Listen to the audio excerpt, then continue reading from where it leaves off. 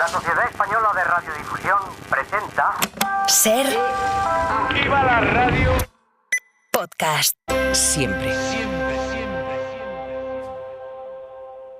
Y en nuestro tiempo de economía hablamos de los precios de la electricidad que caen hoy por primera vez a terreno negativo. Jordi Fàbrega, buenos días.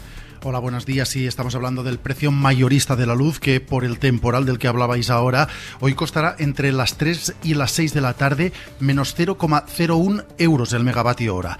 Precio negativo que es algo común en otros países de Europa, pero que se da hoy por primera vez en España. En la cadena SER, Hoy por Hoy, con Ángeles Barceló.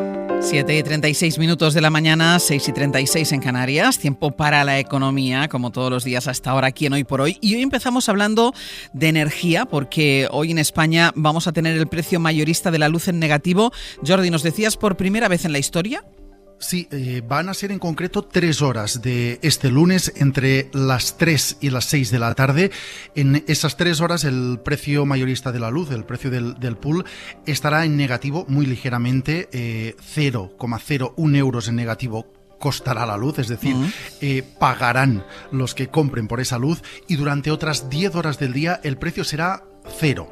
Esto es así por el viento, básicamente por la eólica, también por la aportación de la energía solar y también porque al ser este lunes festivo en parte de España, la demanda es inferior a la de un lunes normal. Se generará durante esas horas más energía de la que se necesita con las renovables, y en el mercado mayorista esa energía saldrá no solo gratis, sino que se pagará por venderla, algo que es bastante habitual en otros países europeos. De hecho, hoy se da esa misma circunstancia en Alemania, en Austria o en Bélgica, pero que es la primera vez que ocurre en España. De hecho, en España, hasta el año 2020, esto que ocurre hoy estaba prohibido por ley, había unos topes máximos y mínimos de precio.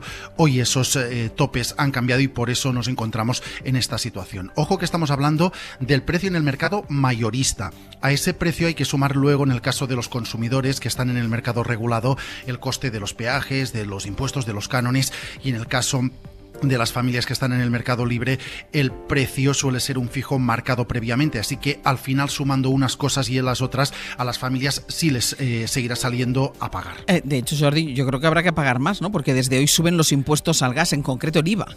Sí, en el caso de los impuestos al gas hay un cambio a partir de este mes de abril, porque sube el IVA del 10 al 21. El gobierno lo aprobó el pasado diciembre, cuando empezó a revertir las bajadas de impuestos que aplicó durante los 2 últimos años a la factura tanto de la electricidad como del gas. Entonces se acordó que el IVA del gas iba a subir del 5 al 10% en enero y iba a volver a subir en abril del 10 al 21%, una vez pasados los meses teóricamente más fríos del año. Así que a partir de hoy el IVA del gas vuelve al nivel que era habitual antes de la crisis de precios energéticos, aunque como en el caso del gas también nos encontramos precios en los mercados en niveles bastante bajos, los expertos dicen que esta subida de impuestos se notará menos. Hablando de dinero, Jordi, atención a este dato. Las empresas que cotizan en España han pagado en dividendos a sus accionistas un 42% más que el año pasado. Y solo los 2 primeros meses del año. Es un indicador de lo bien que les fue a las empresas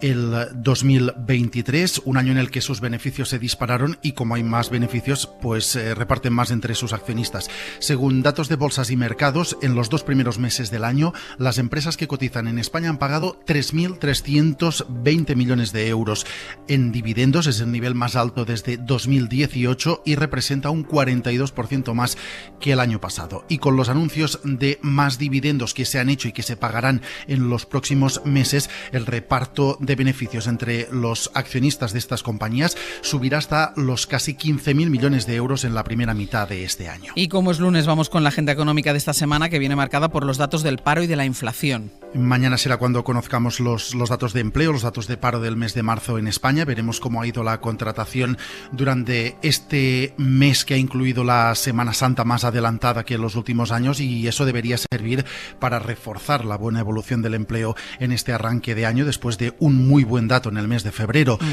Podríamos estar ante el número de afiliados por encima de los 21 millones por primera vez en la historia. Eso lo veremos mañana, y al día siguiente, el miércoles, será el turno de hablar de inflación porque conoceremos el dato provisional de subida de los precios en la zona euro. Ahora mismo la inflación está en el 2,6% en la zona euro. Podría haber una ligera subida, de hecho, en España ya vimos la semana pasada que la inflación subió en marzo hasta el 3,2%, bajó en Francia, bajó en Italia, veremos el miércoles el dato del conjunto de la zona euro. Y también esta semana, y casi como información de servicios, se puede empezar a presentar la declaración de la renta. Sí, será también a partir del miércoles, a partir del 3 de abril, hay tiempo para hacerlo hasta finales de junio, pero como todos los años hay avalancha de gente que quieren ser los primeros y la presentan durante las primeras 24 horas, ahí lo dejamos dicho, que a partir del miércoles se puede presentar, así que si algún oyente tiene prisa, que sepa que ya podrá cumplir con Hacienda a partir del próximo miércoles. De hecho, los datos fiscales ya están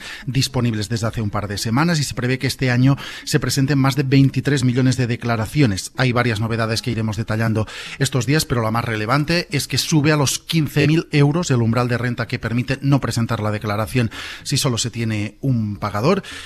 Y tendrán que pagar más los que ingresen por encima de los 200.000 euros. Pues ya pueden ir preparando la renta. Jordi, gracias. Hasta luego.